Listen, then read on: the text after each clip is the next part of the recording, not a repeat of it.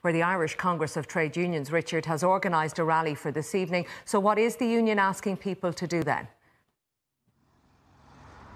Well, Colette, they're looking for as broad a support base as possible for this protest scheduled to take place here about 5 o'clock this evening. They're looking for people to come from work, to come from their homes and to show their support for peace in Ukraine, for an end to Russia's invasion of Ukraine. So there is expected to be a large turnout from the trade union movement as well as supporters at this protest this evening. This embassy has been really the focal point for a lot of protests over the last number of weeks, in the months since the invasion of Ukraine by Russia. You'll see behind me a lot of graffiti, a lot of security fencing. We have these barriers put in place by Gardaí after a number of high-profile incidents in recent weeks. They're hoping that things can be kept calm this evening at the protest, which will be addressed by the Ukrainian ambassador to Ireland. But President Zelenskyy of Ukraine is really calling for this to be replicated right around the world. It will start almost here in Ireland as one of the first major protests organised, but he says that this is something which needs to really begin to ramp up right across the world, a call for an end to the war.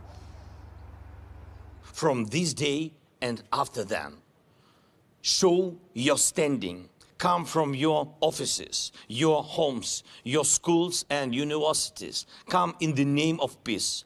Come with Ukrainian symbols to support Ukraine, to support freedom, to support life. Come to your squares, your streets. Make yourselves visible and heard. Say that people matter, freedom matters, peace matters, Ukraine matters.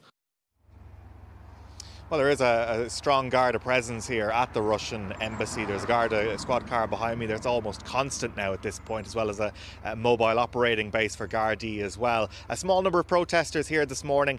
They've almost maintained a constant vigil here too over the past number of weeks, but it really will step up a gear now as we approach this evening's protest. Sure, thank you very much for that.